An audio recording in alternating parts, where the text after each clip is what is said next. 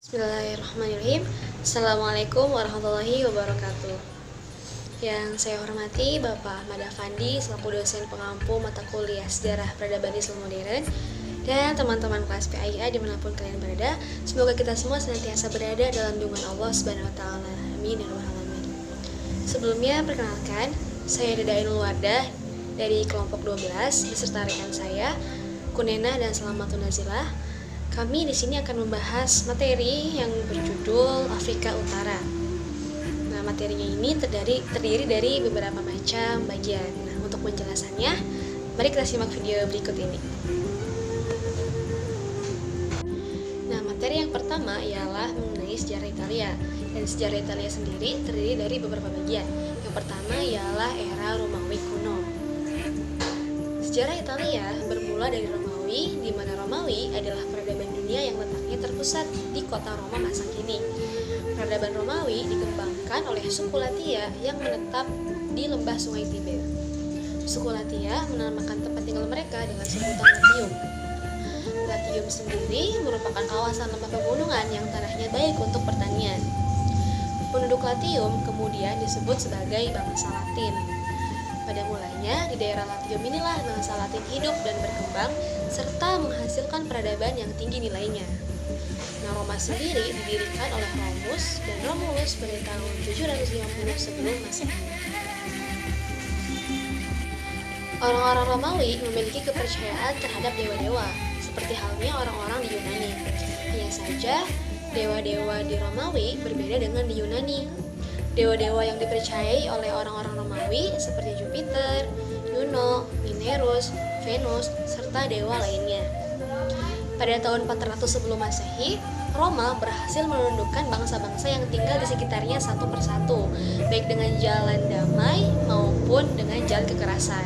Hingga akhirnya Roma berhasil menguasai seluruh wilayah Italia Tengah. Sebelum itu, sekitar tahun 492 sebelum Masehi, daerah Latium sebagai tempat berdirinya kota Roma dikuasai oleh kerajaan Etruskia yang terletak di sebelah utaranya sampai pada tahun 500 sebelum Masehi. Pada tahun 500 sebelum Masehi, bangsa Latium memberontak terhadap kerajaan tersebut dan berhasil memerdekakan diri serta mendirikan negara sendiri yang berbentuk republik. Maka sejak itu, Roma menjadi republik dan kepala negaranya disebut konsul yang dipilih setiap tahun sekali. Konsul selain menjadi penguasa negara, juga ketua senat dan panglima besar. Dalam dunia ilmu pengetahuan, bangsa Romawi bukanlah sebagai pencipta teori, akan tetapi sebagai pelaksana teori yang telah ada sejak zaman Yunani. Bila sarjana Yunani adalah sebagai ahli teori, maka sarjana Romawi adalah sebagai ahli praktek. Masa Octavianus merupakan masa penyempurnaan seni dan budaya Romawi. Pengaruh budaya Yunani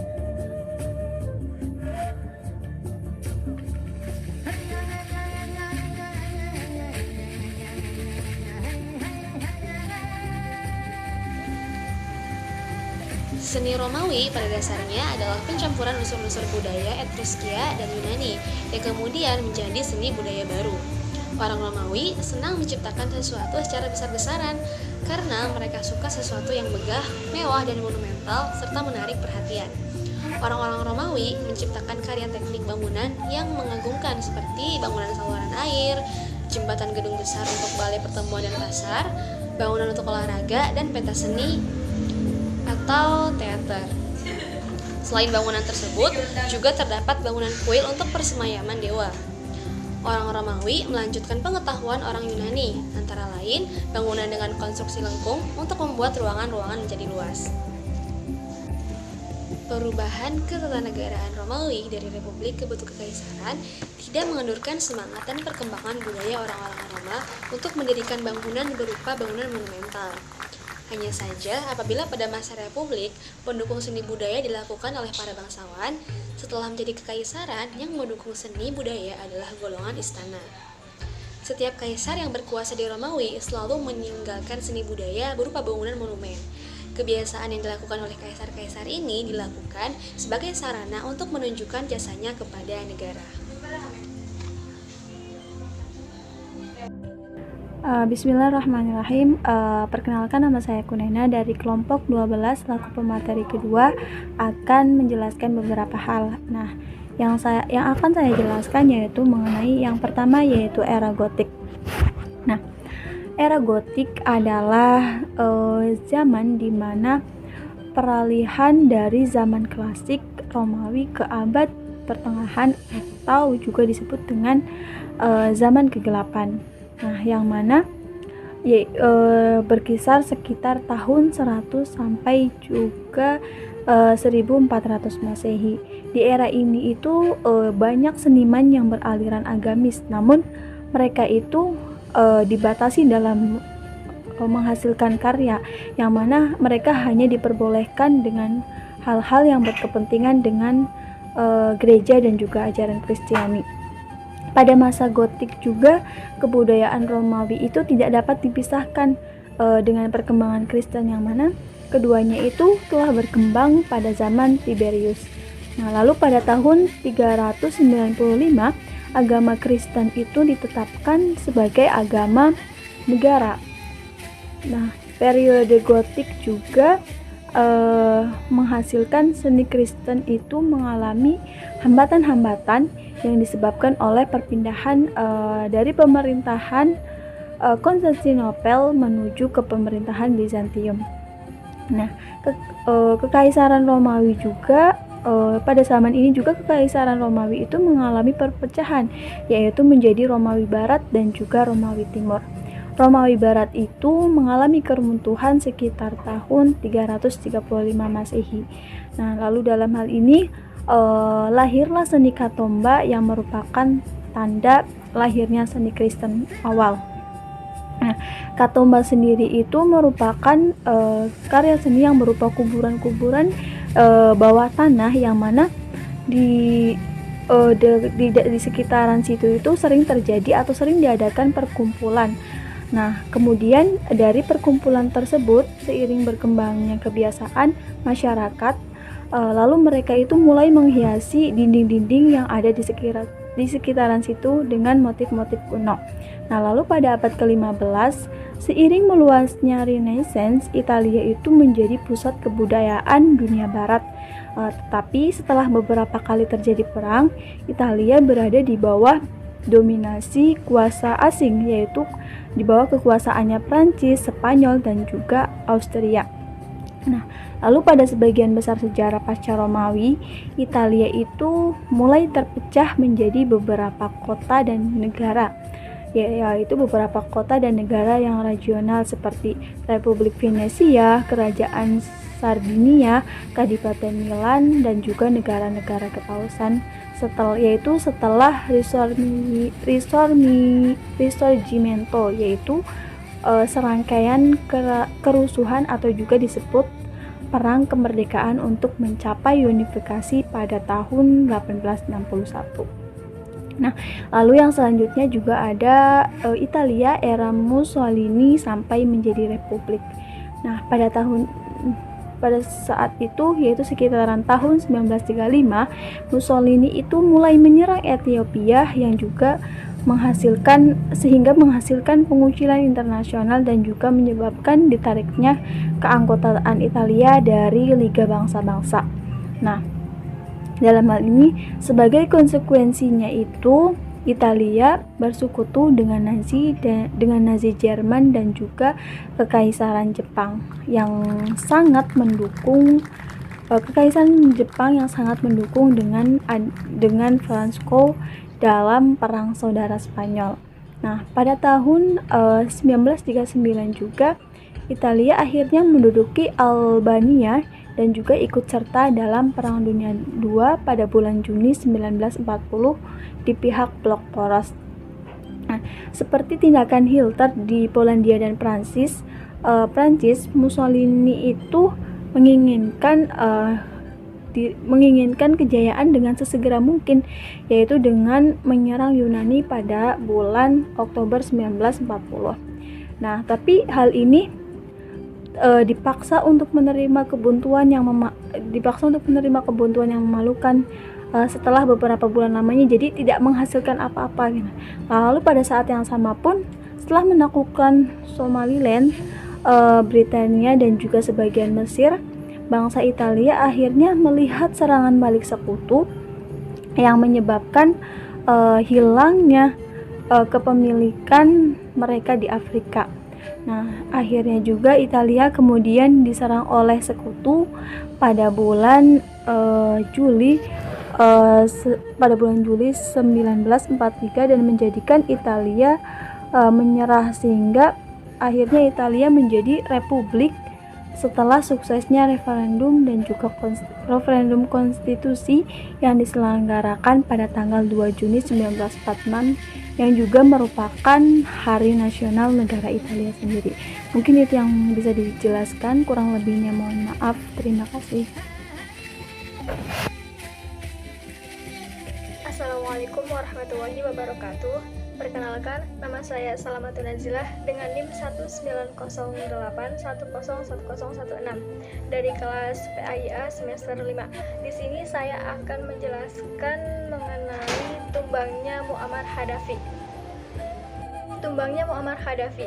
Berbagai kebijakan Muammar Gaddafi, baik dalam maupun luar negeri, memiliki tujuan untuk mempertahankan legitimasinya sebagai pemimpin tertinggi Libya. Kebijakan tersebut tidak mempertimbangkan kepentingan rakyatnya. Hal mendasar yang menyebabkan runtuhnya kekuasaan Muammar Gaddafi adalah ketika kebijakan politik yang diberlakukan melarang adanya partai politik maupun organisasi massa dan nihilnya kebebasan yang menjadi hak warga negara. Muammar Gaddafi tidak menginginkan adanya pesaing atau tidak ingin dirinya turun dari kedudukannya sebagai pemimpin.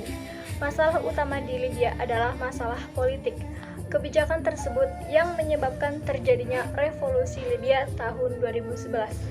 Revolusi Libya tahun 2011 terjadi disebabkan karena dua faktor, yaitu faktor ekstern dan faktor intern. Untuk faktor yang pertama yaitu faktor ekstern, Afrika Utara dan kawasan Timur Tengah diguncang gelombang revolusi pada penghujung tahun 2010 yang dikenal dengan Jasmine Revolution atau Revolusi Melati. Revolusi Melati adalah suatu istilah untuk mengidentikan pergolakan rakyat di negara-negara Timur Tengah, bagaikan bunga melati yang sedang mekar. Bunga melati adalah jenis tumbuhan bunga yang menarik untuk dipandang, harum, dan simbol dari ekspresi kesucian. Negara-negara yang bergolak tersebut ibarat sebuah tangkai yang berada dalam satu wilayah Afrika Utara atau kawasan Timur Tengah. Satu persatu kuncup bunga dalam tangkai tersebut bermekaran mengeluarkan baunya yang harum, yaitu diibaratkan sebagai peristiwa-peristiwa yang memicu terjadinya revolusi. Revolusi Melati bermula di Tunisia, berlanjut ke Mesir, Aljazair, Bahrain, Yaman, Libya, dan Suriah. Tunisia sebagai negara pertama terjadinya revolusi Melati telah menginspirasi negara-negara lain di sekitarnya untuk melakukan hal yang sama yang bertujuan menumbuhkan rezim penguasa otoriter. Tunisia dengan presidennya yang bernama Zain al-Abidin Ben Ali dipaksa mundur oleh rakyatnya yang dipicu oleh aksi bakar diri seorang pemuda berusia 26 tahun yang berprofesi sebagai penjual sayur bernama Muhammad Bouazizi. Muhammad Bouazizi melakukan aksi bakar diri pada 17 Desember 2010 setelah tempatnya bekerja sebagai penjual sayur disita oleh aparat Tunisia karena dianggap tanpa izin. Peristiwa tersebut memicu gelombang demonstrasi di berbagai wilayah di Tunisia yang menuntut mundur Presiden Zain al-Abidin Ben Ali. Karena merebaknya aksi demonstrasi tersebut, maka sang presiden memilih mundur dan melarikan diri ke Malta bersama seluruh anggota keluarganya, namun tetap diberi sanksi hukum oleh pemerintah. Mundurnya Presiden Tunisia merupakan sebuah keberhasilan revolusi melalui demokrasi. Tumbangnya rezim Zain al-Abidin Ben Ali yang berkuasa di Tunisia selama 23 tahun telah menginspirasi rakyat Mesir untuk melakukan hal yang sama dan bertujuan sama pula.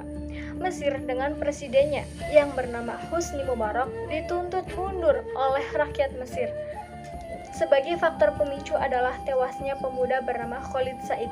Ia tewas setelah disiksa oleh sejumlah polisi berpakaian sipil di suatu warung internet di kota Alexandria. Khalid Said telah menjadi korban kebrutalan rezim Hosni Mubarak.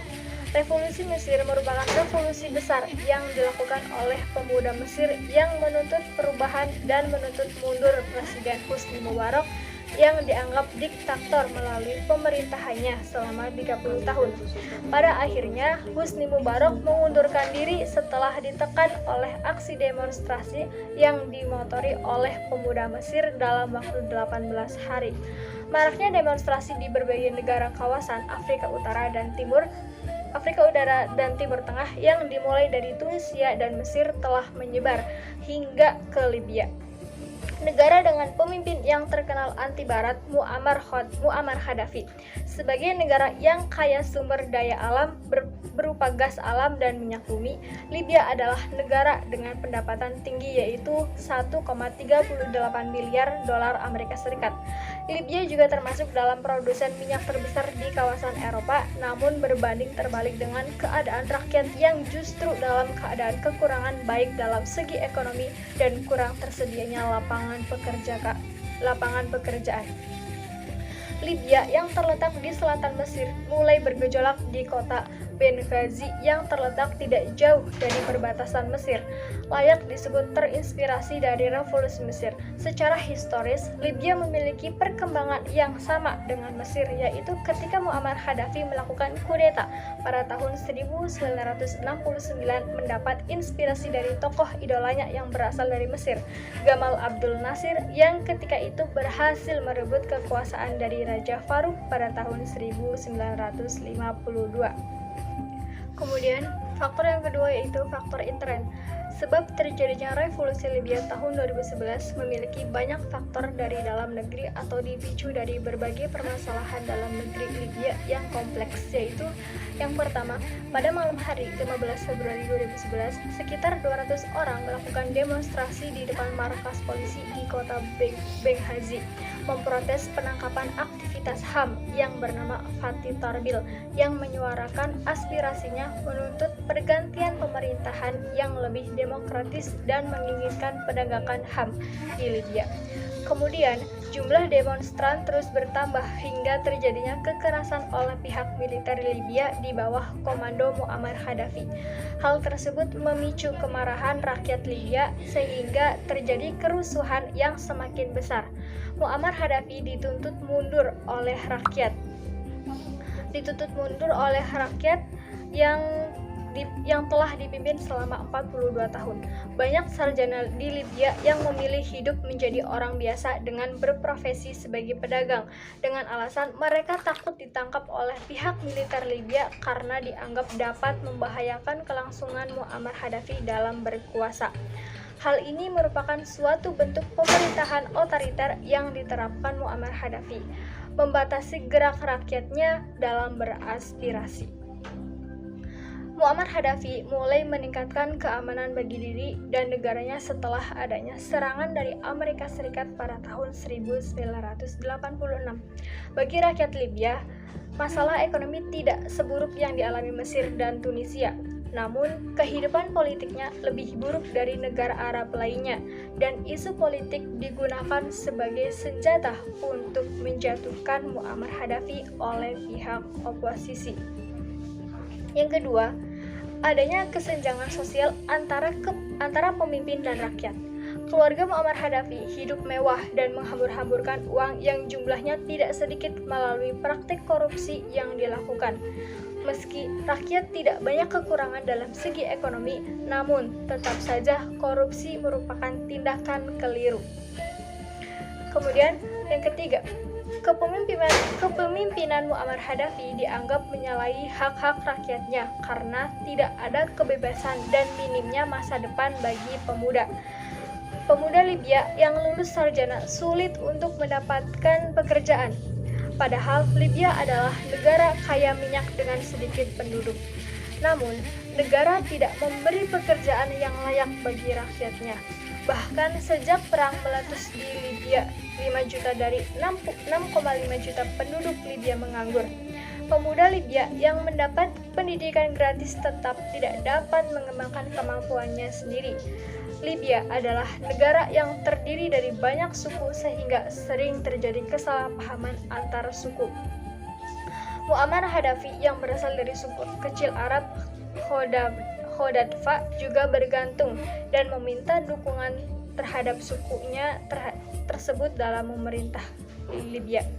Hal mendasar yang dibutuhkan rakyat Libya adalah kebebasan dan keterbukaan berupa pemerintahan yang demokratis.